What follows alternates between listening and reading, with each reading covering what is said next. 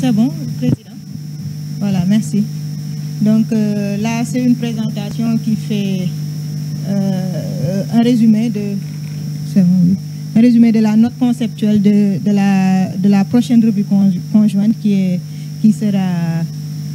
va débuter bientôt. Donc c'est pour mettre au parfum tout le monde de ce processus qui, à mon avis, n'est pas méconnu des acteurs qui sont ici. Pour beaucoup qui vont en fait partie du comité technique de rédaction. Voilà, donc le plan de présentation est comme suit. Nous allons un peu rappeler l'historique de la revue conjointe du secteur agricole. En deux, les objectifs de la revue, les éléments ou input, ou bien en fait ce qui alimente la revue conjointe du secteur agricole, une feuille de route qui est proposée pour la revue de 2017, édition 2018, les potentiels participants à cette grande revue, c'est-à-dire c'est la revue qui a lieu avec, après l'élaboration même de cette RCSA, un canevas à titre indicatif, les défis et innovations pour cette édition de 2018 et les dispositifs mis en place pour cette revue. Donc, quelques éléments de contexte ou de rappel de la revue.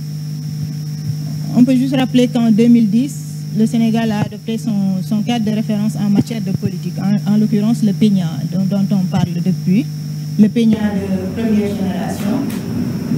Et en 2014, il y a eu une revue du sous-secteur, mais qui faisait office d'élaboration d'une évaluation comparative des revues du sous-secteur, des revues conjointes du secteur agricole, qui fait suite aux directives de la commission de l'UEMOA et du secrétariat du NEPA, qui avait statué pour le fait de faire une revue du secteur agricole en faisant ressortir les performances et de les comparer aux données de référence.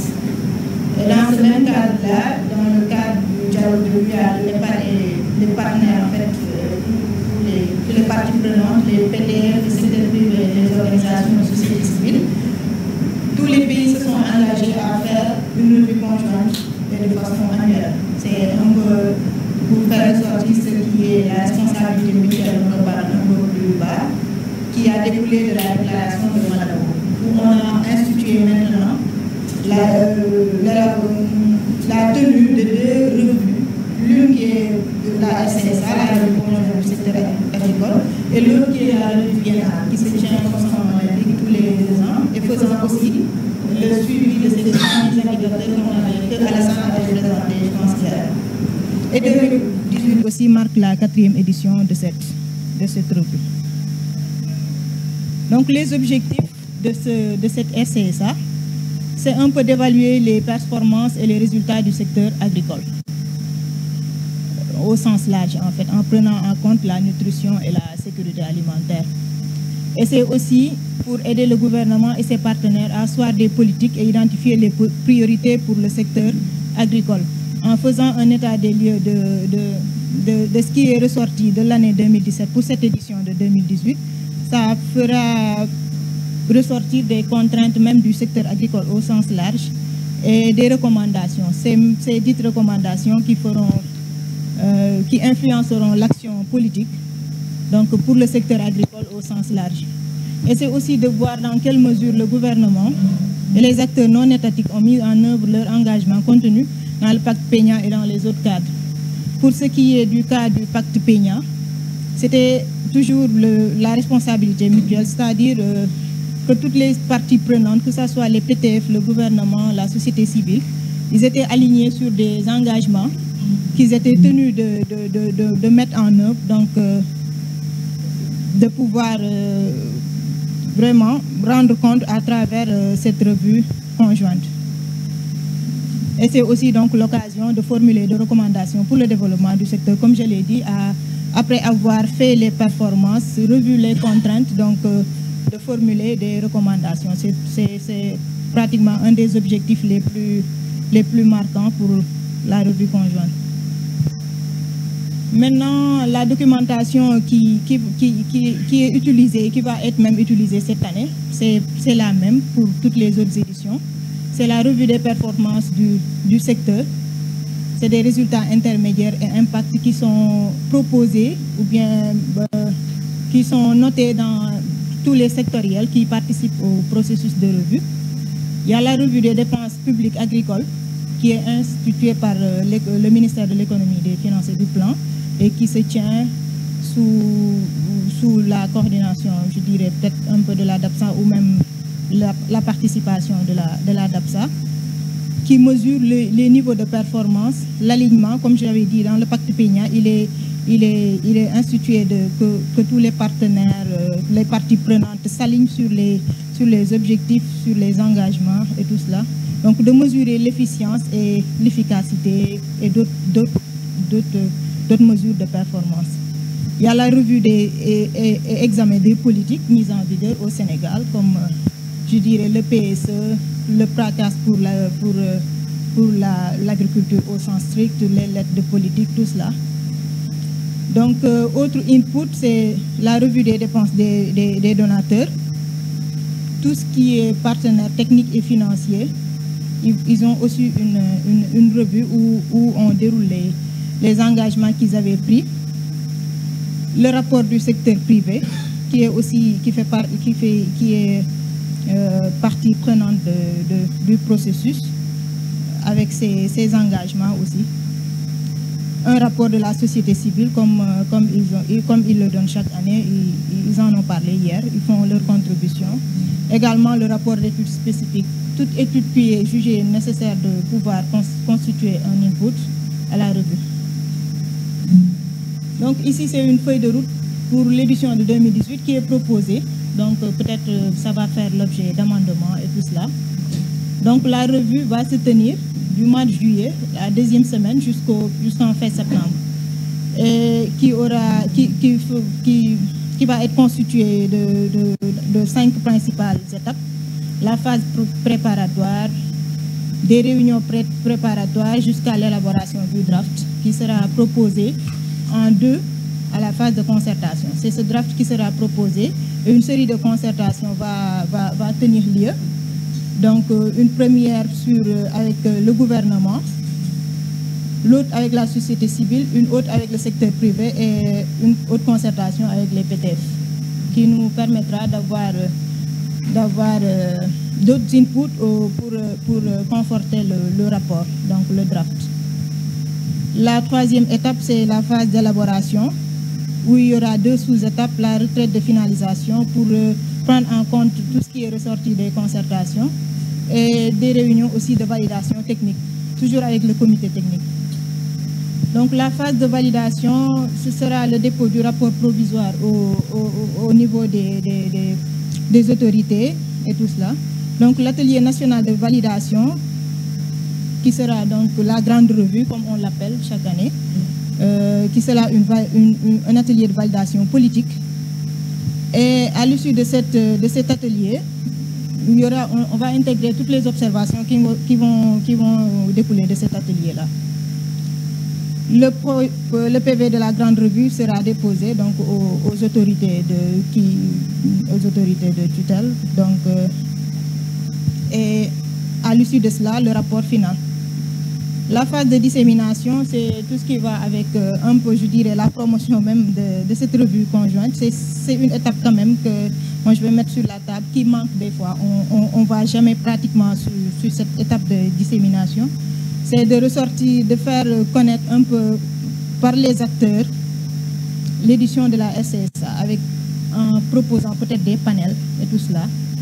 La dissémination, bon, c'est ce qu'on a dit, c'est des panels, c'est en fait une communication sur cette revue pour vraiment ressortir l'importance qu'elle a dans le secteur agricole.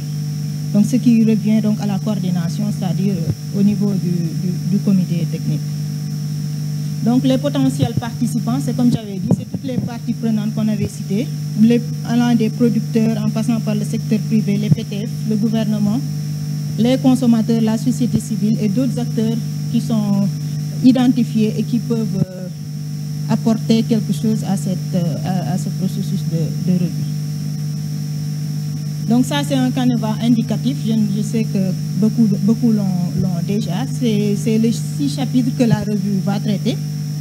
Le premier chapitre, c'est les politiques et les engagements, et avec un contenu décrit comme cela.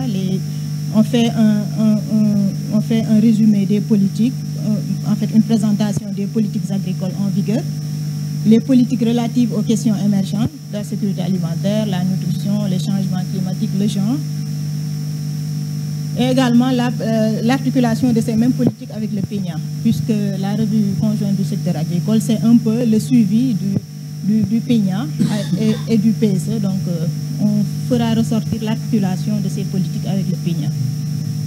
Un bilan de la mise en œuvre des politiques va être fait. Également, un état de mise en œuvre des engagements pris dans le cadre de la NASAN, avec le gouvernement, la société civile, le secteur privé et les PTF. La revue institutionnelle aussi, c'est un peu le cadrage institutionnel qui accompagne la revue. Donc le deuxième chapitre, c'est le financement du secteur. Aussi comme contenu, les mécanismes, les réformes de financement et tout cela. Le financement global du secteur par rapport à Malabo, comme on a discuté depuis hier, l'engagement de consacrer ces 10% au moins 10% au secteur agricole. De faire une décomposition aussi économique des dépenses agricoles, une décomposition fonctionnelle, et aussi de faire ressortir les enjeux et défis du financement dans le secteur agricole.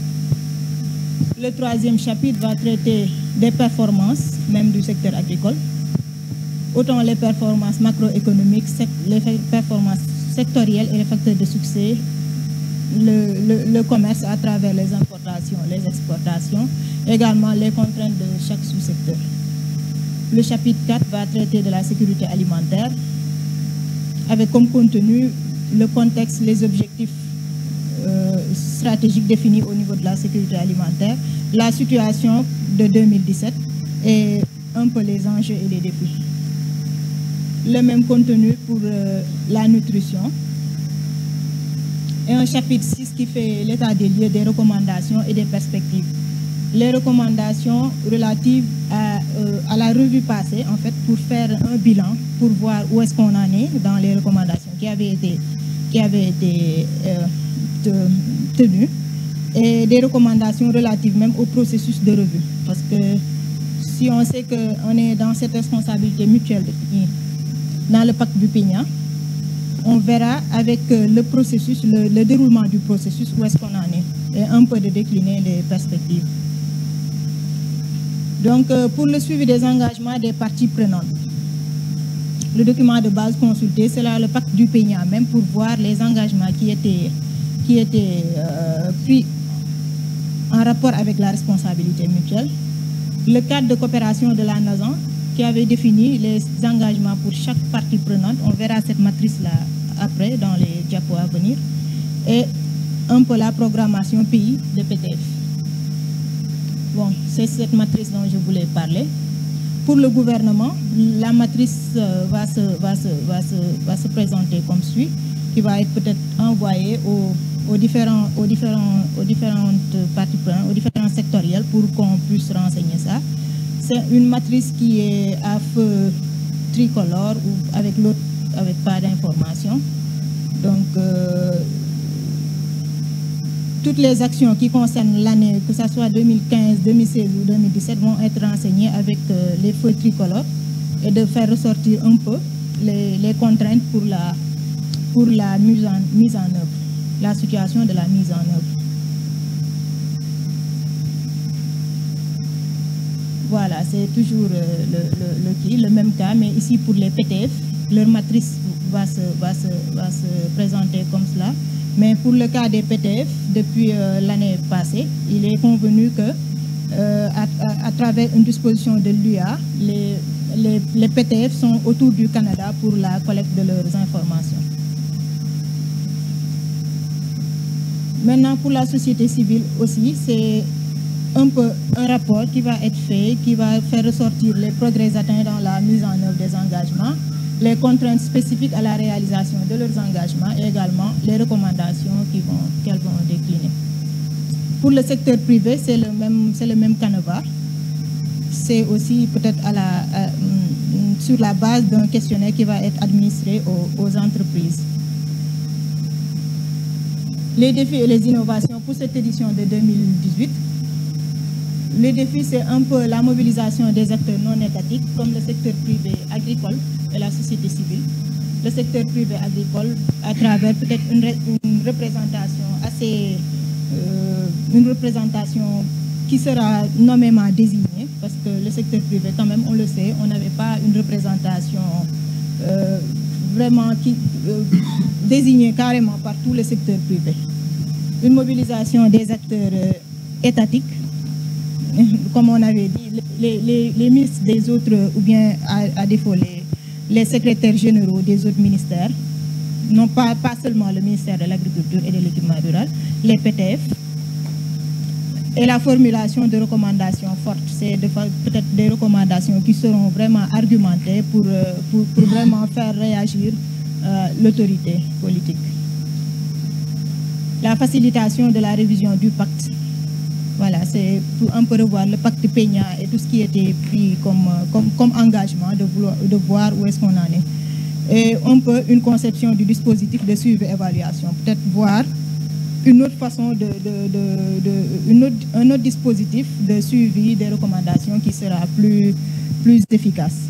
L'innovation de cette année, c'est l'organisation des panels parallèles. Comme l'année passée, on en avait fait un qui portait sur les produits alimentaires et le consommé local. Donc, peut-être une présentation par chaque partie prenante du PDDA, à chaque sous-secteur, en ce qui le concerne au niveau du PDDA. Le sous-secteur lui-même va faire sa propre présentation. Et un peu le partage de ce programme mobilisateur qu'on vient de voir, de pouvoir faire ça cette année. Un peu, donc c'est les 3 innovations. Peut-être qu'on va en proposer d'autres, puisque c'est peut-être le moment de voir tout cela. Voilà, je pense que c'est un peu... Ça, c'est l'organisation le dispositif qui est mis en place pour la revue. À travers le gouvernement, c'est l'ADAPSA qui coordonne avec les points focaux des autres ministères. La société civile à travers le GDSP, le secteur privé qui est toujours en questionnement. Peut-être chaque année, on avait les mamelles Jabot. Peut-être que cette année, on va voir qu'est-ce qui a été retenu pour le secteur privé. Et pour les PTF, comme j'avais dit tout à l'heure, ils seront représentés à travers le Canada pour la collecte des informations. Voilà, c'est tout. Merci.